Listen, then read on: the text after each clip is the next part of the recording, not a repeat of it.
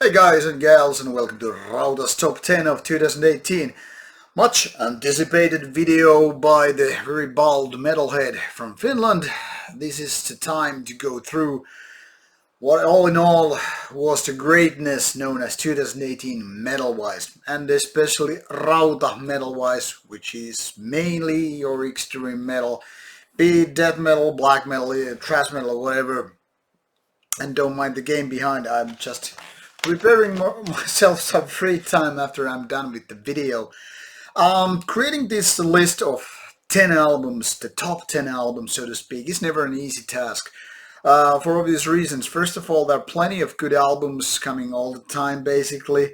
There's so many albums to choose from, and some are not even albums, so I'd rather keep it like more like top 10 releases of the year, because some of them are not full-length albums, and I don't want to just disregard them just because they are not full-length albums, because as you know, things have changed. You can get like 40 minutes an EP or 25 minutes full-length album, so that's kind of a moot point.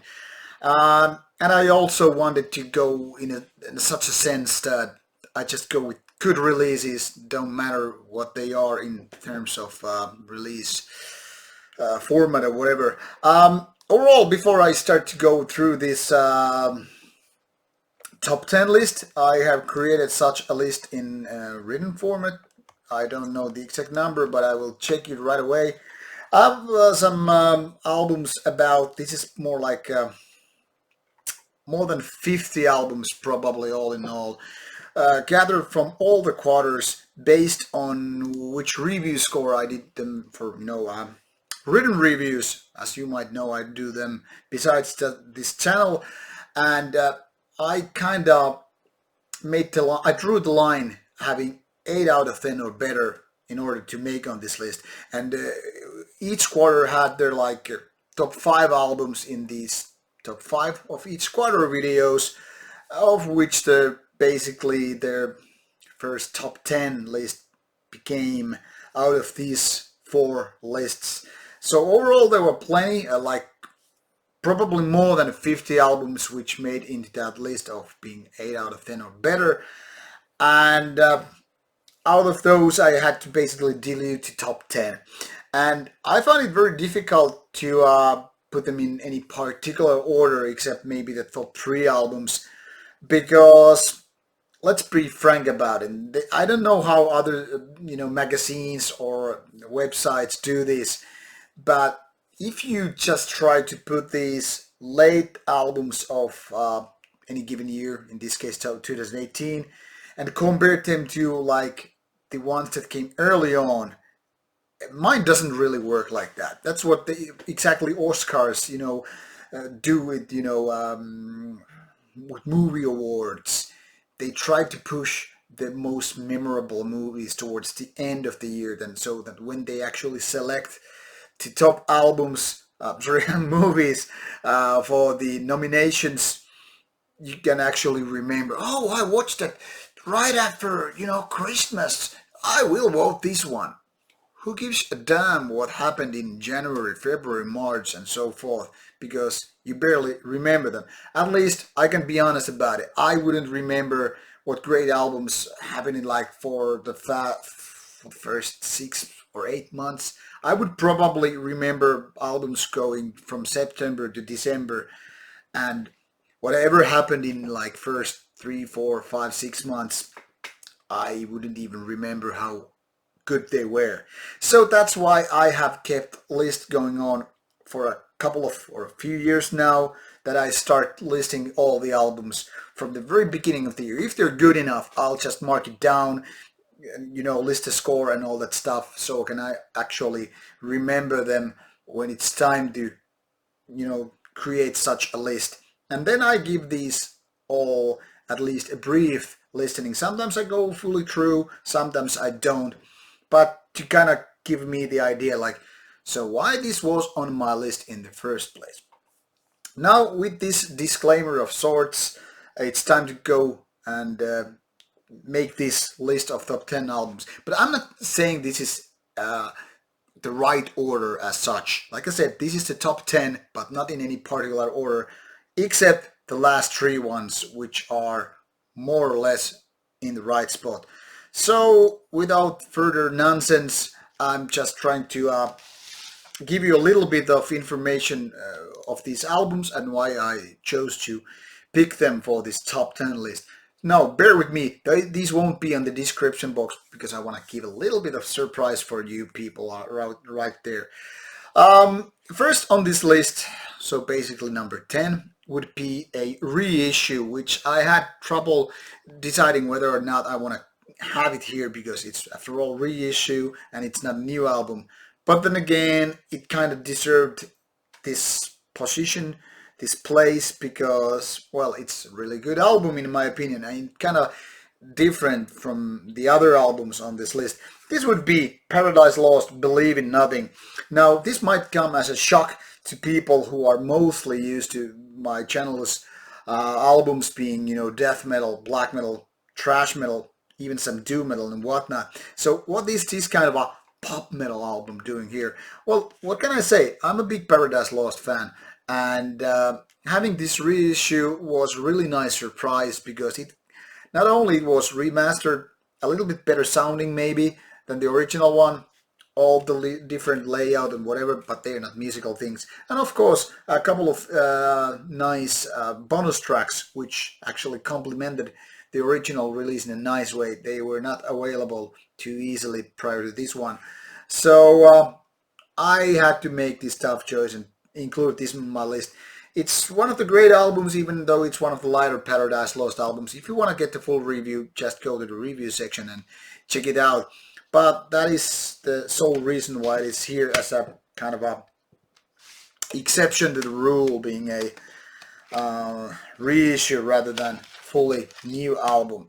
The rest are more or less in random order because of, well, I have a tough choice. But let's start with the next four albums, which are more or less, in my opinion, the same quality among them.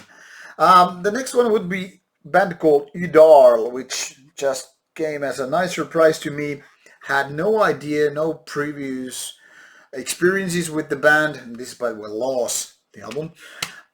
And three over-lengthy tracks of kind of an atmospheric black metal, very dark, very oppressive, and on the other hand, not very catchy, kind of a third wave, if you will.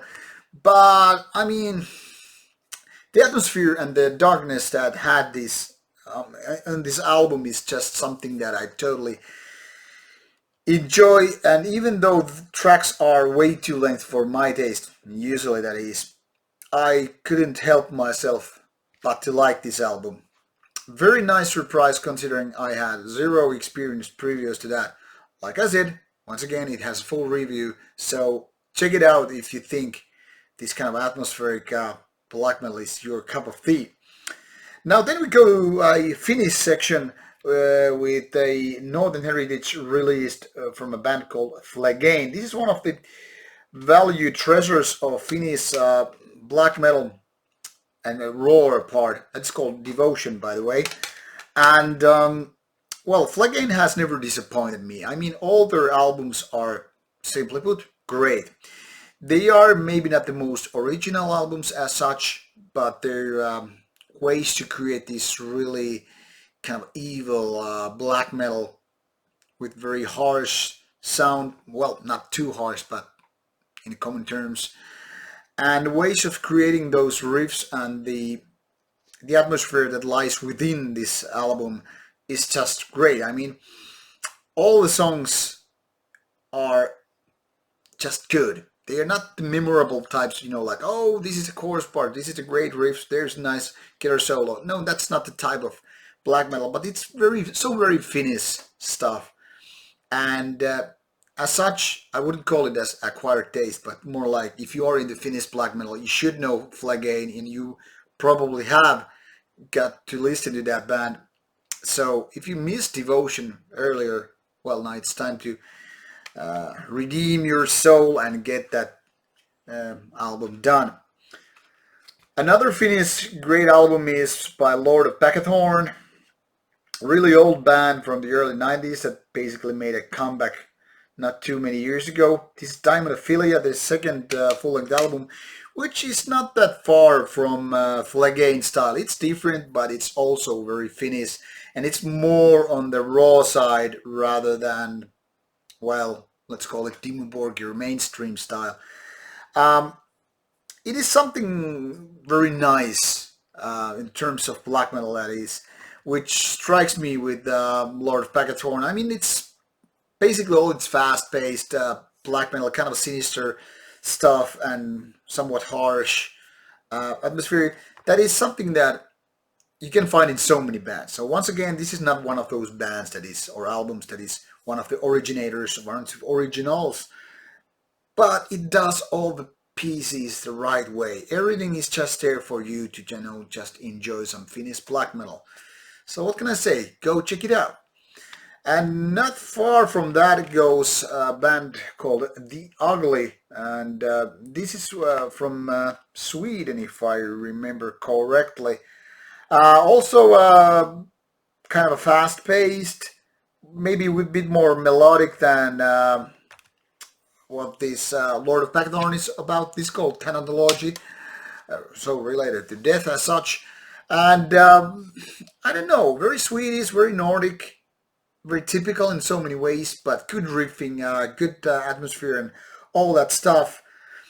Kind of a black metal you're supposed to have if you're somewhere between second wave and third wave. It's not about being just random dissonance. It's just about making good riffs, good songs, and delivering the package right at your doorstep.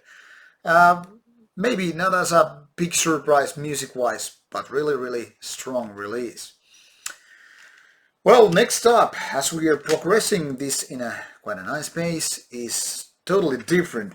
Turbo Negro might not be a metal band as such, called Death Punk previously, but to be honest, this is very much like 1980s metal or hard rock combined with rock and roll machine. Now, this at the same time, very typical Turbo Negro album, and then again, it's totally something different.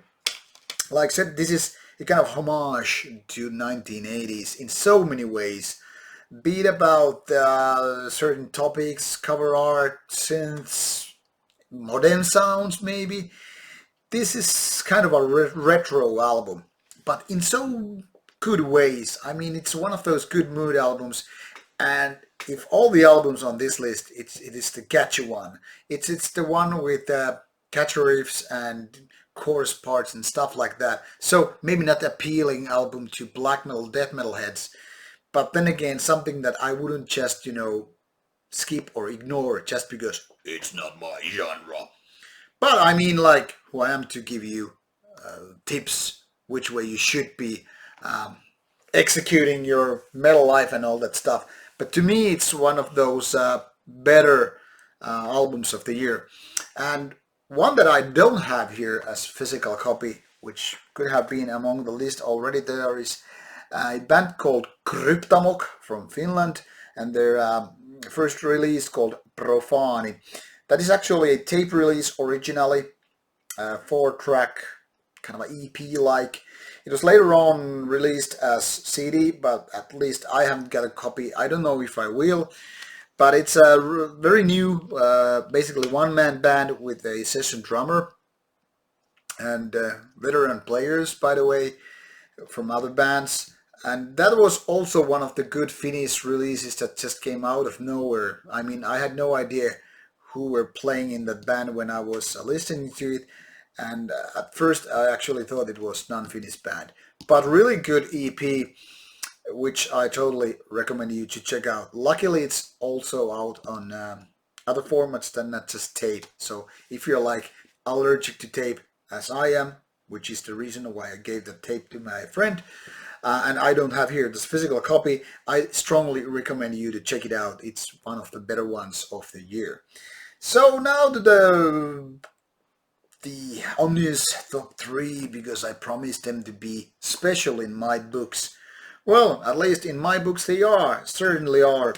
And what you might have noticed, which is what is missing from this list, where is all the black metal? Where is all the thrash metal? well, there won't be thrash metal on this list. But we have some death metal at least. And to my surprise, D-Side managed to do that with their extremely nice album called Overtures of Blasphemy. Now, I know Blasphemy. D-Side is one of those bands that totally get a big dividing factor with them. I mean, some just don't like them at all. Some do like some of them, and some just are like, oh, whatever Glenn Benton is doing, I just kind of fan that stuff right away. Um, I had a little expectations for D-Side, but not too much to be honest. So to me, it was a really happy surprise that this album was so goddamn strong. I actually, like I said, gave it a listen prior to making this video, and once again, I'm like, man, this is such a good album, such a nice comeback after some weaker albums here and there. I mean, I'm not saying that their previous albums right before this one were not exactly weak, but I mean, for so many albums, D-Side hasn't exactly gotten that power, strength that they maybe used to have with their early stuff. But this album is a definitely, well, it's a good album, it's a great album, and also something that came as a nice surprise. So if people just decided to skip it when it was released, now it's time to amend your mistakes and whatever and check it out. And now one of the releases that was already in the last quarter's top 5 uh, contenders, one of the best albums of this year, is actually not an album but an EP, 4 tracks, EP by a band called Morgal, also from Finland. This is really, really nice. I totally urge you to check out the samples or watch the review or whatever. Combination of heavy metal and black metal, almost as perfect as it can be. I mean, you know, production-wise, there might be some bitching to do, and it's clear that these guys haven't been playing music for 25 years. Little something here and there, but mostly this is really, really, really enjoyable release.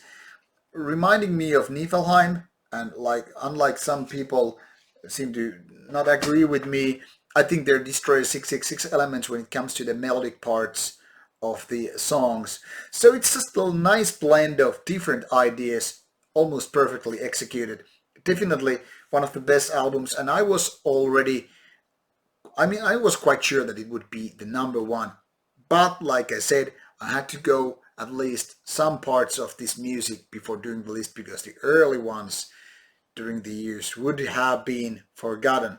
And it would have been shame if the number one would have been forgotten as such, because Skeletal Remains, Devouring Mortality would be my selection of the year. This is pure death metal. To me, it's kind of if Death and Obituary, you know, decided to have a baby. And then came Skeletal Remains. Now, the previous material was already really good, but this is maybe even better. It's just something like old school death metal meets the new school, but instead of doing new school material, they just like take the benefits, you know, like the best of both worlds, basically. You know, good sound, good vocals, and all the stuff. Probably, you know, taking the benefit of modern day studio technology and all that stuff, and still doing kind of a like very traditional death metal. I mean, there's some catchy riffs, there are great vocals, there are great sound. I mean, just everything is like, man, this is so good album. Why I haven't listened to this since it was released in April, I think.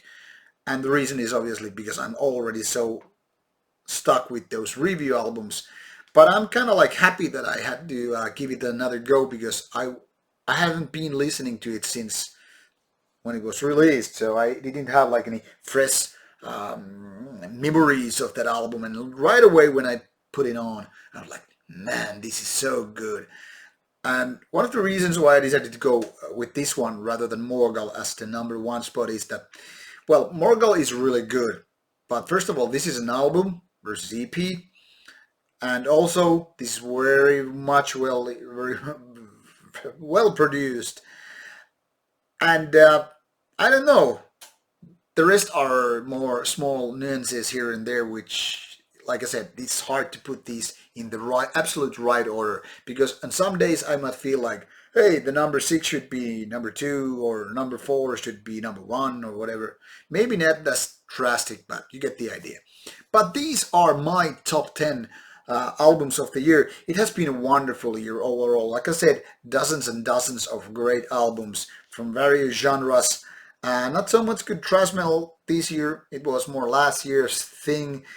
But overall, great black metal, huge amounts of that. Nice amount of death metal. And then some hybrids like that Edar, which is not exactly your typical black metal album. And probably I have missed a lot of great albums which I never got for review, which I will then again check it out in some future years or months at least.